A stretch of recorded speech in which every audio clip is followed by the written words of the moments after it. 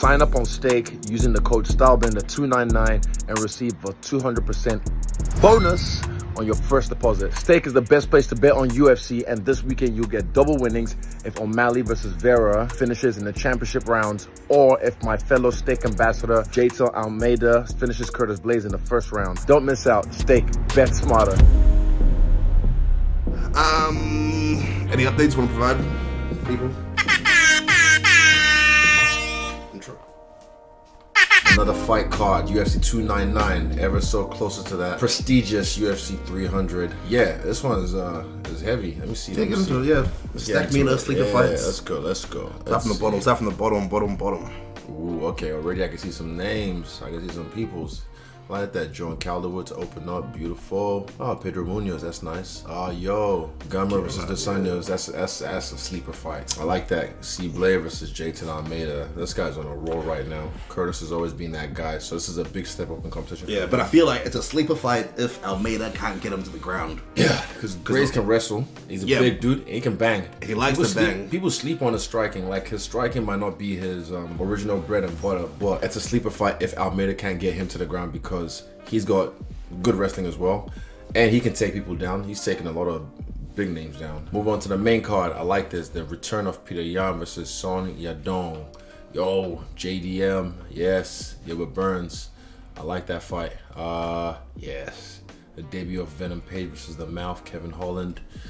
DP versus BSD. And then in the main event, Sugar Sean versus Marlon Chito Vera. Stack meter. Yo, this is solid, man. Give it a 9.5. 9 or 9.5, it's good. I like it. Alright, Song Yadong has been in UFC since 2018. He came from WLF. Wei Lu Feng, is that where he fought? Wu Ling Feng, yeah, no way. I've probably met him before, but I don't recall. Maybe not. Okay. Maybe we even lived in the same training facility back in the day in Zhengzhou in the Henan province of China. This is years ago. Yeah, they produce some good fighters, because all you just do when you're over there is eat, sleep, train, repeat, and that's it. That was my first time of being able to just do that for a job, was in China, and I'll always be grateful for those times, because it got me my experience that I needed at the time to surpass me past my peers. This will be his 13th UFC fight. Nice. 6 finishes. He also has a win over Chito Vera, but Petr Yan will be his toughest challenge yet. Yan is on a 3-fight skid. 1-4 in his last fight. Do you think being on a losing skid will affect Yan's mentality going into the fight? I don't think so. I think Yan is the kind of guy that's very stoic. He's a fun guy when you meet him. Like, he can be, he'll smile at you. I'm sure his English is a lot better now, but he can still engage with you a lot. But yeah, when it comes to business, he's about serious business. So I don't think it's gonna affect him that much. I think he knows he just has to do what he does, which is be the best. I'm sure he believes. But yeah. Yan has had only 1 3-round fight in the last 4 years out of the 6 fights that he's been in. He's known to be a slow starter, but that can cost him early points in the fight. Does he need to change his approach going into another 3-round fight? Slow starter, Yan being a slow starter. I wouldn't say he's a slow starter. I would say he just he kind of does what I do sometimes, but in a different way. Like, you gotta figure them out in like first round, maybe half of the first round, downloading and stuff, but avoid taking damage during that downloading phase, because sometimes you can kind of be downloading, and then you're getting chipped at, and then by the time you're trying to catch up or you want to start going, it's too late. They've already got your legs, or they've already figured out your timing, or they've already seen your attacks, your counters, or whatever. So yeah, like someone who did it well, Anderson Silva. He did it really well. He'll download information and not take damage, and then when he's ready to go, right, let's roll. So he can do that, but avoid taking damage while he's downloading, and keep the downloading time to a minimum, because you don't really, if you do it right, you don't need long. You don't need long to download someone's information. You can just get the right reactions or probe the right way to get what you need, and then you have your answers. How does the fight play out? Ooh, there's a big step up for Song Yadong. I think Yan might bring this one back. I don't know. For me, I like Yan. I like Song Yadong, but I like Yan and his. I'm a fan of his style, but I just don't see him losing 4 in a row. Official pick? I'm gonna go Yan by UD. 3 rounds as well. Oh yes, 3 rounds. Yeah, 3 rounds. Damn, that's right. Oh fuck, he might start off fucking bad. I forget. Yeah, he might come out different, like just crazy. Oh, scratch everything I said about. They got only just 3 rounds.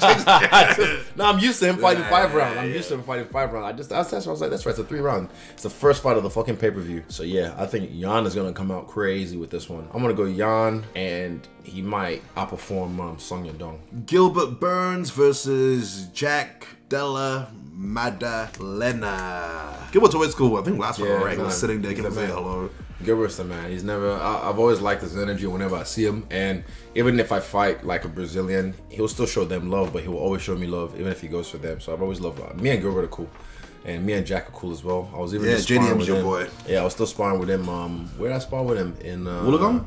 Yeah, Wollongong in the Gong. Sparring JDM was fun. Yeah, we had a couple rounds, but it was good, and yeah. And why do you like to? Because every time we do a JDM fight, it just refreshes people's minds. Just his pace and his boxing, like his shot selection, the way he'll just use the jab to probe, and he'll be in your face. He reminds me of like a Triple G when he boxes, and he's got power. He's got mad, crazy, ridiculous fucking power. Yeah, just his pace as well. He's able to just like almost like a Diaz, but he does it like in his own way, where it just pop, pop, pop, boom, pop, pop, boom, boom, boom, and his combinations. When he body bangs, bro. Ooh, he's in there. He's bop, bop, bop. 3 shots, let him off. And then he'll go back to the jab. And then he can mix it well as well with the wrestling and his kicks. But he's very boxing heavy, and I like that. He uses it to his advantage because he knows how he got them hands. And Gilbert, world champion in Brazilian Jiu-Jitsu, good striker, trained by Henry Hooft. One thing I respect about Gilbert is his heart. You can never, like, that guy he's got that. If I'm gonna pick someone, I'm gonna pick Jack. I wouldn't even say it's recency bias or he's younger or anything, but JDM can deliver punishment, and I just see him managing his distance well. And unless Gilbert can take him down and use his superior jiu-jitsu against him, depends whose back is on the fence. But yeah, on the feet, I'll give it to JDM. If it becomes a grappling fight, I'll give it to Gilbert with the advantage. But I'm telling you, every fight starts on the feet. Burns is the biggest name he's had.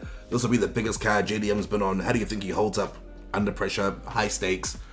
I think JDM will be fine. He never gets phased by these moments from what I've seen. He never seems like he's overwhelmed with the moment. He's very calm. And Gilbert's veteran. He's been there before. You know, he knows how to handle these moments, and I don't think either man's gonna get phased. I think you're gonna be seeing a good old-fashioned scrap on this one. Official pick. I'm gonna go JDM. You know what? I'm gonna go decision. But I will not be surprised if it was a TKO. Okay, at long last, Michael Venom Page, aka MVP, makes his highly anticipated UFC debut. Before we get into it, let's just talk about how much of a cool, fun guy MVP is. You linked up with him on the world tour, and then he came to help you cut weight in Miami as well. Yeah, I didn't even expect him to be in Miami. I think he was there for some family stuff. He got family there. And it's good this cat is in Miami too. So he'll have family in the crowd. All the Ja Rastafari lights in that house. We linked in London, and straight away, before we even met, Tim was like, Tim, my manager, was like, or our manager at the time. What did Tim say? He's like, look, I know you and MVP are gonna be cool. Straight away. Instantly linked up, and we were just like, bang. Kindred spirits. If you know, you know. He's the guy that I appreciate the way he fights.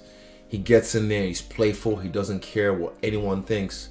You know, I've been that. I've been in there back in the day. I'm a little bit more reserved now, but back in the day when I was coming up, I was wild. I was doing some playful, crazy shit, but he still does that. He still does that at the bigger stage, and I respect that. So yeah, we get along in our playfulness and our childlike spirits, if I can put it that way. Yeah, like we're both just two big kids who get to do this shit for fun and get paid lots to do it. So yeah, I'm happy to see him in the UFC now, under the brightest lights. And I feel like with a big, massive win this weekend, he can reaffirm his stock and make it rise even higher than it ever has before. So I look forward to that. But he is fighting Kevin Holland, who, granted, again, me and him, opposite of MVP, we don't get along. But I respect his skills as a fighter. He's dangerous everywhere. Even the way he knocked out Jacare, that was really impressive.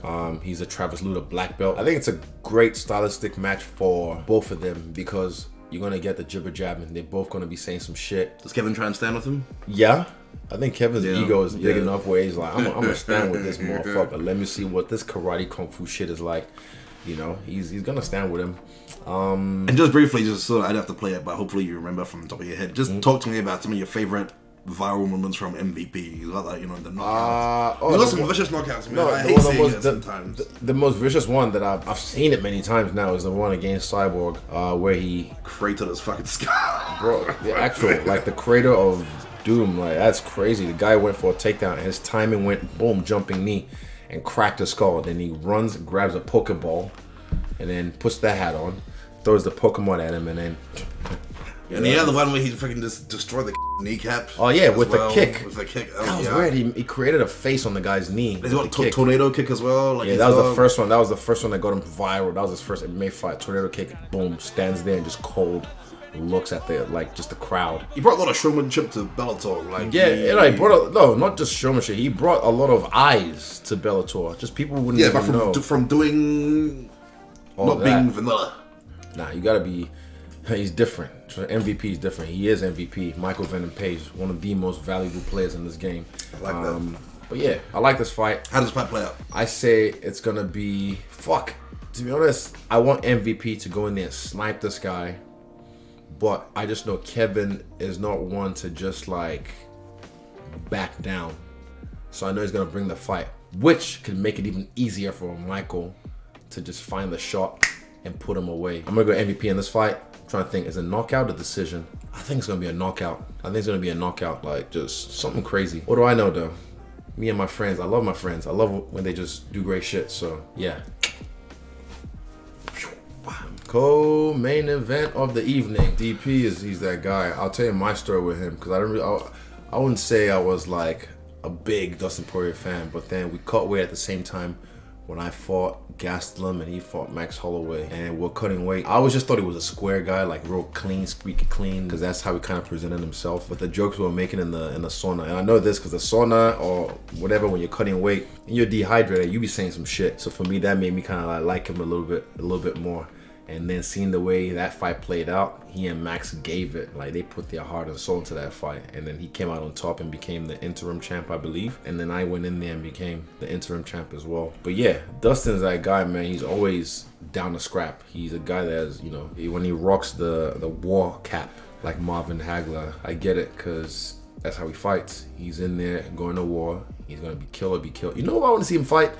Nate Diaz. That never happened. They could probably do it in boxing. Who knows? I think they can do it in the UFC as well, because Nate can still fight in the UFC if he wants to. Dustin, when he first started fighting in the UFC, he didn't stand out to me. But eventually when he started climbing the ranks, I could see, like, he had nice, you know, jiu-jitsu, scrappy guy, but his striking was, I didn't like it. It wasn't pretty to watch. But then over time, you see the way he's just evolved as a nice boxer. Yeah, even whenever he got into a bad position, he got cracked, he was able to, like, pull the shots up. Yeah. Pull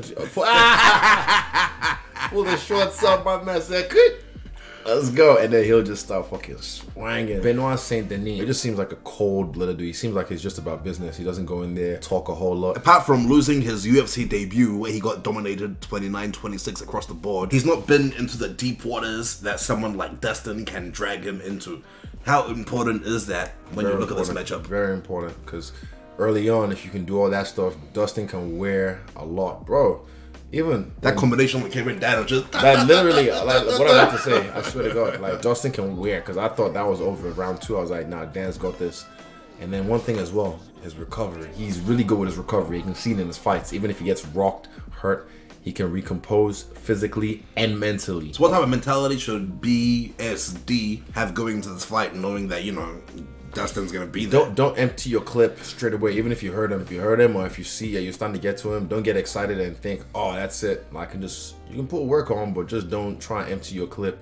On a guy like Dustin, you have to make sure you got some ammo left. If not, when you're all out, he's like, right. So you know, I had this in my boot. Bah. I'm gonna go Dustin just because he's Dustin Poirier. He's a veteran in this diamond. The diamond. He's done so much, and I know he's had some losses and whatnot, but they don't really define him. He's defined by who he is as a fighter. I'm gonna go Dustin. Maybe a late stoppage. And for the main event of the evening, Can undefeated Sean O'Malley avenge the only official loss on his record against Chito Vera in 2020? Yeah, well, I mean, mentally. But you see, It's only even watching the way Chito's moving in this fight, he moves a lot better now. He moves with a lot more purpose, because you see Sean here getting the reads he needs.